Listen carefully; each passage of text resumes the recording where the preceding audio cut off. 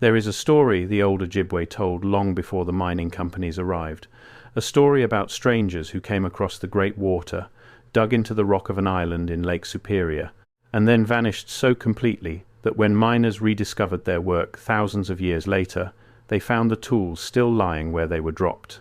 In 1888, a mining engineer surveying the pits of Isle Royale wrote that it looked like the workers had simply walked away one afternoon and never come back, stone hammers stacked by the trench, half-finished channels cut around slabs of pure copper, charcoal from cooking fires still black in the soil, and no bodies, no graves, no answer to the question that has haunted this island for over a century.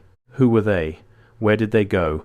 And why did they leave enough copper behind to change the course of the ancient world? Today we are going to walk into one of the strangest and most overlooked mysteries in North American history. Not a story invented for the internet, but a real archaeological puzzle that professional geologists, historians— I have to pause here for a second, because what I just described, that is one case from a much larger pattern. There are 35 documented cases in a document I put together. Different cities, different decades, different types of evidence. Every single one follows the same sequence: discovered, documented, acquired, disappeared. I could not fit all of it into a video. It's in the pinned comment below. Find it before we continue. And native elders have argued about for more than 100 years. The ancient copper mines of Isle Royale and the Kibbenar Peninsula are not a legend. They are physical holes in the ground, thousands of them, and the men and women who dug them left behind a question that official history still cannot fully answer. Let's go back to the beginning. Isle Royale sits in the northwest corner of Lake Superior, closer to the shore of Ontario than to the state that governs it, Michigan. It is a long, forested island, roughly 45 miles from end to end, surrounded by cold, deep water that turns violent without warning. For most of the year it is nearly impossible to reach. In winter the lake locks it away behind ice and storm. In summer the fog rolls in thick enough to swallow a boat whole. It is not the kind of place you would expect to find the oldest large-scale mining operation on the entire continent, and yet that is exactly what it is. Beneath the moss and the pine roots, the bedrock of Isle Royale holds something unusual: native copper. The mock copper ore that needs to be smelted and refined, but pure, workable metal sitting in veins and nuggets inside the rock. In most of the world, ancient people had to learn complex metallurgy to get usable copper. They had to build furnaces, reach extreme temperatures, and chemically separate the metal from the stone. But on Isle Royale and along the Kibbenar, nature had already done the hard part. The copper was just there, waiting, some of it in masses weighing hundreds of pounds. All someone had to do was get it out. And someone did, for a very, very long time.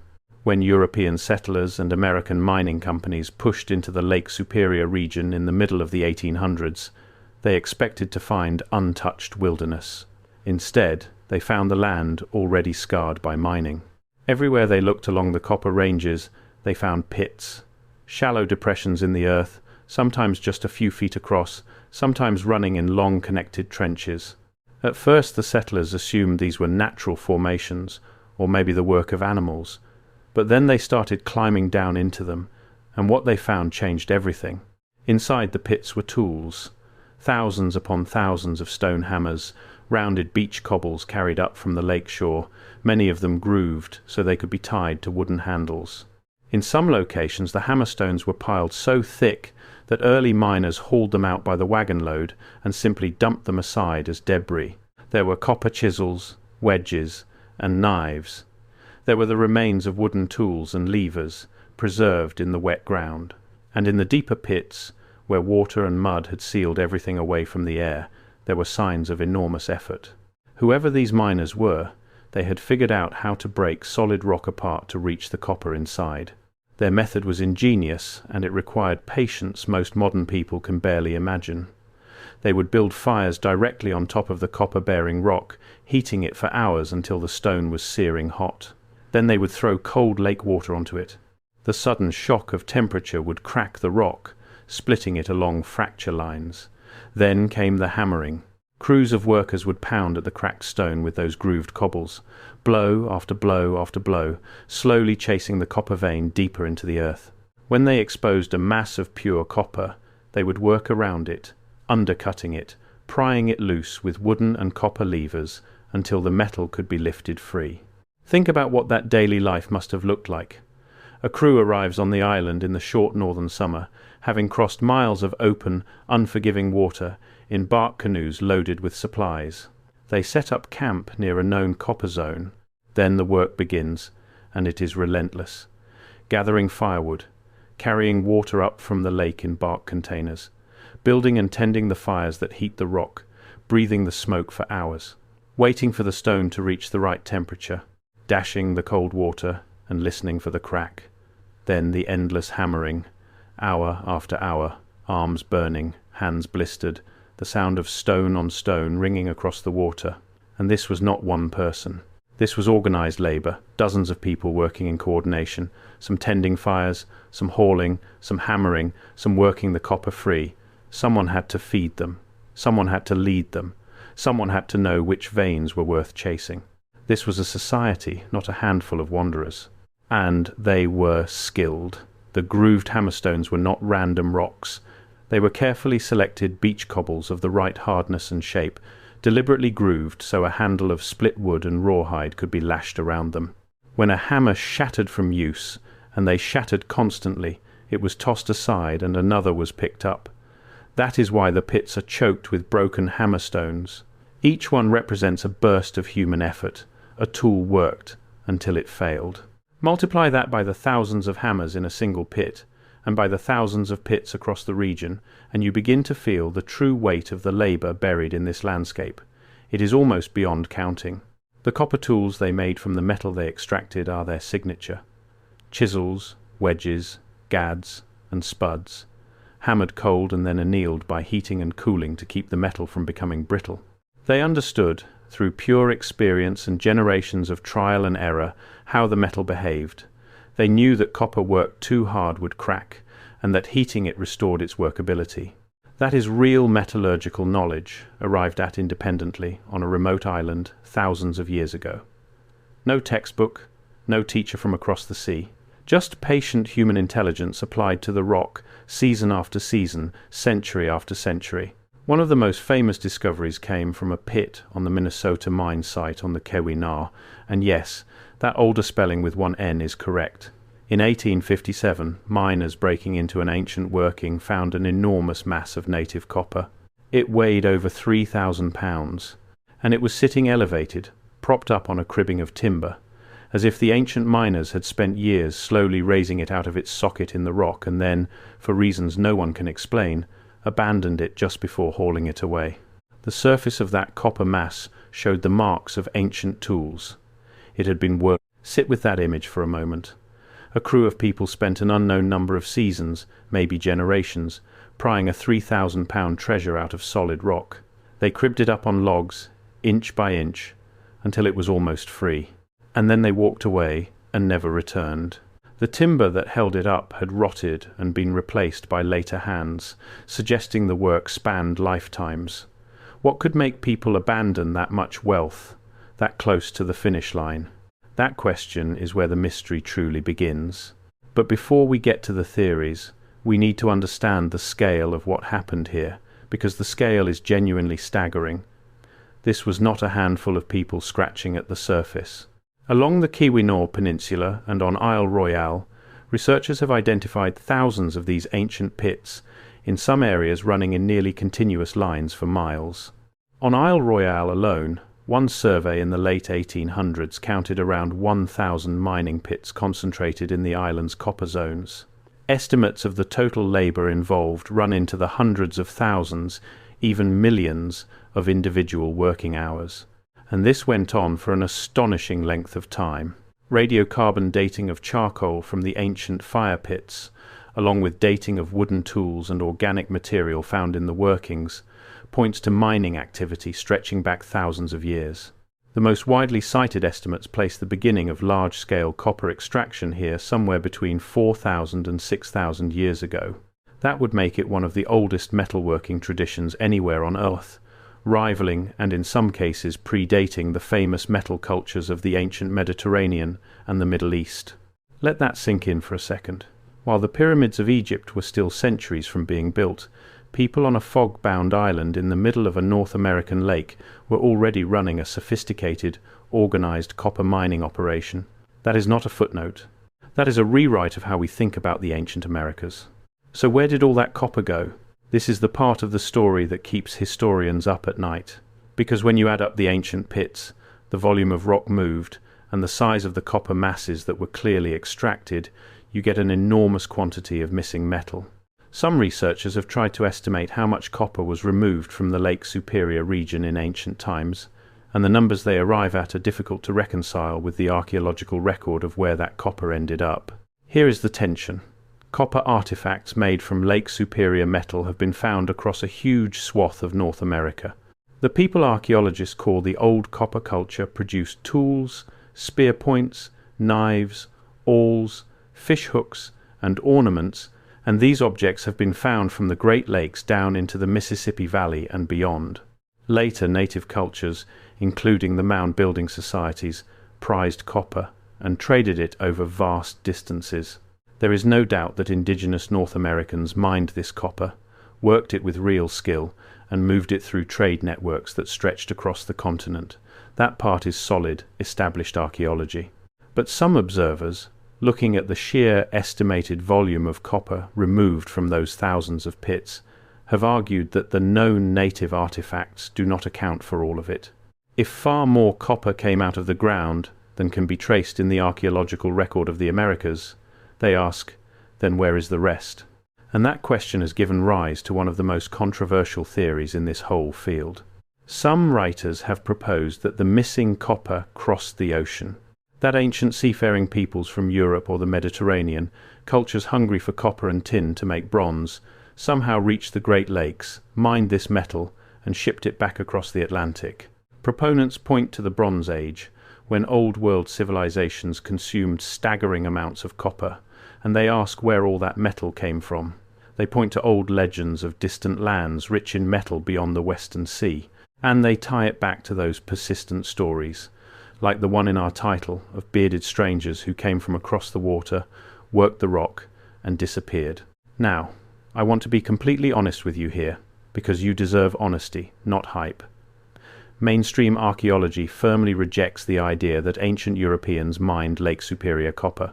There is no confirmed European artifact, no recognized ancient shipwreck full of Great Lakes copper on the ocean floor, no accepted genetic or documentary evidence for a transatlantic copper trade thousands of years ago. The professional consensus is clear. The miners were native peoples, the ancestors of the tribes who still live in the region today, and the copper stayed in North America, moving through indigenous trade rather than across the sea. The transatlantic theory is fringe. It is not proven, and it has at times been used in ugly ways to suggest that native people could not have accomplished this on their own, which is both insulting and false. The archaeological evidence overwhelmingly shows that they could, and they did. But here is what makes this mystery so durable, so impossible to fully close. Even the mainstream account leaves real questions hanging in the air. The abandonment is real, the scale is real, the dating debates are real, and the volume estimates, while disputed, are strange enough that serious people have spent careers trying to reconcile them. You do not need to invent ancient sailors to find this story genuinely mysterious. Before I go further, that document in the pinned comment. If you have not found it yet, go there now, because everything I cover in these videos is one piece of a pattern that only becomes visible when you see all 35 cases together. The document shows you the full pattern. What I can show you here is the surface. What is down there is everything underneath it. Pinned comment, now, then come back. The documented facts are mysterious enough on their own, so let's turn to the people who were actually here. The Ojibwe, also known as the Chippewa, or by their own name, the Anishinaabe. Because long before any mining engineer wrote a report, they had their own understanding of this copper and the powers that guarded it. To the Anishinaabe, Lake Superior copper was never just a resource. It was sacred. It was spiritually charged, tied to the deepest forces of the world beneath the water.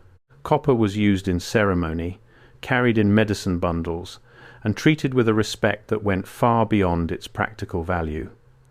and the traditions around it were laced with warning. Central to this is a being called Mishibiju, sometimes translated as the Great Lynx or the Underwater Panther. Mishibiju was said to dwell in the depths of the Great Lakes, a powerful and dangerous spirit that controlled the underwater realm, the storms, the currents, and the treasures hidden below. Copper was closely associated with this being. In some traditions, the copper of Lake Superior was understood to belong to the underwater powers, and taking it was not a casual act. It required respect, ritual, and an understanding that you were dealing with forces that could destroy you. There are old accounts, recorded by traders and missionaries, of Ojibwe people who knew exactly where large masses of copper lay but refused to disturb them, or would only approach them with specific ceremony. Some spoke of copper that seemed to move, or that brought misfortune to those who took it disrespectfully. When early European explorers pressed native guides to lead them to the famous copper boulders of the region, they sometimes met with reluctance, evasion, or outright refusal. This was not ignorance. It was a worldview in which the metal was alive with meaning and danger. And this is where the legend in our title lies. There are fragments in the folklore and in the stories passed down and later written by settlers of memories of an earlier people. Stories of workers who came before, who dug the pits, who were not the ancestors of the storytellers themselves, but some earlier presence on the land. In some tellings, these earlier miners are simply the old ones, ancient people whose time had passed. In other, later, more embellished versions, filtered through European ears and European expectations, they became strangers from across the water, bearded men, foreign in appearance, tied to a ship lost beneath the cold lake. It is crucial to understand how stories change as they pass from culture to culture. When a settler in the 1800s heard an Ojibwe elder speak of an ancient people who mined the copper long ago, that settler often heard it through the filter of his own assumptions that a great achievement must have come from the old world. The image of the bearded stranger, the lost European sailor, the sunken ship, may say more about what the listeners wanted to believe than about what was actually being told. This is how a native memory of their own ancient ancestors can slowly, over generations of retelling, transform into a legend about foreign visitors. That transformation is itself part of the mystery and part of the tragedy, because in the very act of marveling at the ancient mines, 19th century Americans often refused to credit the people standing right in front of them. But let's return to the island, and to what the miners of the 1800s actually found, because the physical evidence is extraordinary. When systematic mining resumed on Isle Royale and the Keweenaw in the mid-1800s, the modern miners essentially used the ancient pits as a map. They quickly learned that wherever they found the old workings, they would find copper.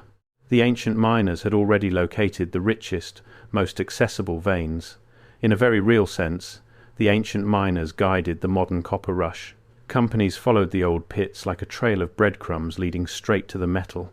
At a place on Isle Royale that became known as the Ancient Workings, surveyors in the 1870s and 1880s documented pit after pit, many filled with water and debris. When they pumped and cleared some of these, they found the tools still in place, grooved hammerstones by the thousands, charcoal beds from the fire setting, and in the mud at the bottom, the impressions and remains of the wooden and copper implements the ancient crews had used. Everything sat exactly as it had been left, sealed by water and time. That sealed quality is part of what feeds the sense of sudden abandonment. In a working that has been gradually closed down, you would expect the valuable tools to be taken away, the useful equipment carried off. But in many of these pits, the tools were simply left. Good hammerstones, usable copper wedges, the kind of gear that represented real labour to produce and carry, left behind as if the workers expected to return the next morning, and then never did. Why? What happened? The honest answer is that we do not fully know, but there are several serious possibilities, and each one tells us something about the ancient world. The first possibility is climate. Isle Royale is a harsh place, and the ancient world was not climatically stable. There is evidence of significant climate shifts across the thousands of years the mining took place. A cooling period, a change in the pattern of the lake ice, a series of brutal winters could have made the island untenable. If the growing season collapsed or travel across the lake became too dangerous, The seasonal mining crews might simply have stopped coming, one year bleeding into the next until the knowledge of the place faded. The second possibility is that the accessible copper ran low. The ancient method, fire and water and hammering, could only reach so deep. Once the easy surface masses were exhausted and the pits got dangerously deep, the effort required for each additional pound of copper would have climbed steeply. At some point the return no longer justified the punishing labour, and the operation wound down, not in a single dramatic day but over generations. The third possibility involves the movement and transformation of the cultures themselves. Populations shift, trade networks rise and fall. The society that organised this mining may have been absorbed, displaced, or reshaped by newcomers, its specialised knowledge scattered. The particular people who knew how to run these mines may simply have ceased to exist as a distinct group, their descendants carrying only fragments of the old ways.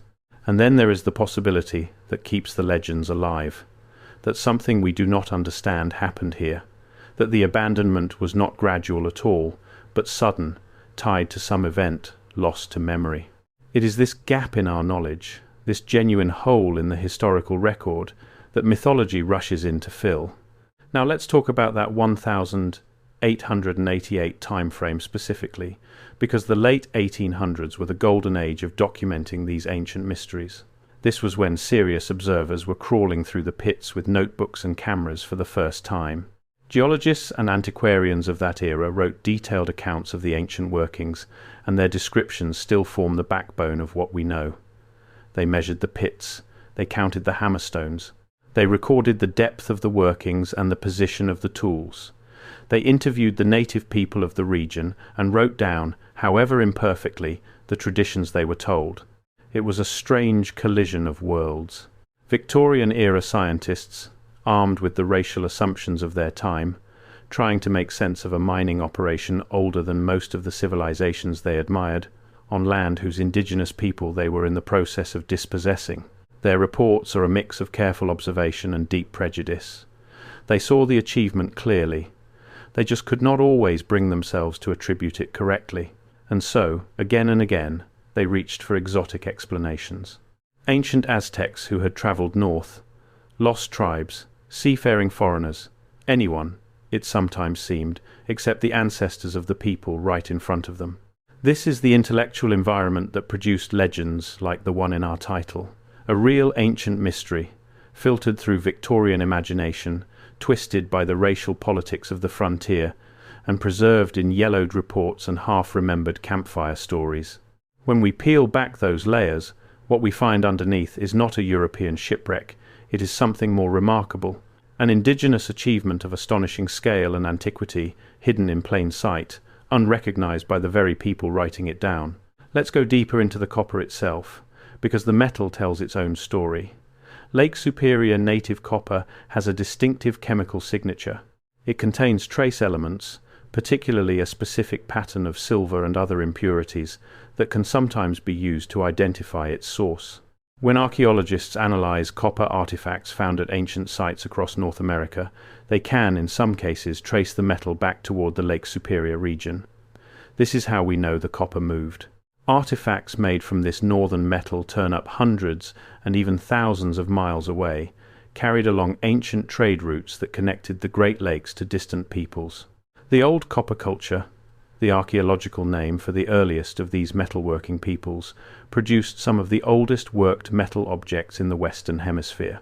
Their spear points and tools, hammered and ground from native copper, represent a genuine technological tradition, developed independently, without the furnaces and smelting of the old world. These were not crude objects. They were skilled, effective tools, and they circulated widely.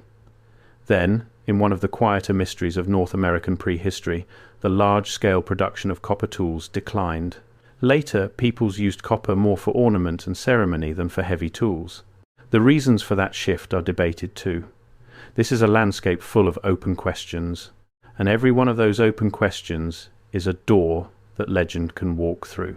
So, where does all of this leave us, standing on the fog-wrapped shore of an island in the world's largest freshwater lake, looking down into pits that ancient hands carved out of solid rock? It leaves us with a mystery that does not need to be exaggerated to be extraordinary. Strip away the invented shipwrecks, and the fabricated testimony. Set aside the fringe theories about ancient European sailors. What remains is still one of the most impressive and least appreciated stories in the human record.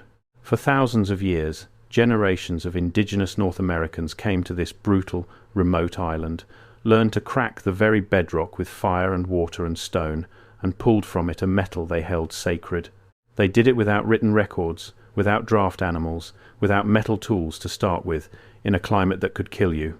And they did it on a scale that still makes modern researchers argue about the numbers. Then, for reasons we still cannot fully name, they stopped. The fires went cold. The hammerstones settled into the mud. The pits filled with water and leaves. And the island kept its silence for so long that when new miners finally rediscovered the workings, they could not believe, or would not believe, who had come before them. The Ojibwe remembered, in their own way.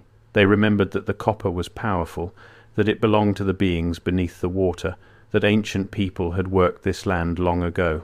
Those memories, imperfect and transformed by centuries of retelling, are the closest thing we have to a voice from the ancient minds. And even filtered through legend, even reshaped into stories of strangers from the sea, they point back to a truth that Victorian science was too proud to accept. Something remarkable happened here. Real people did something extraordinary, and a great deal of what they achieved, and where it all went, is still missing from the official story.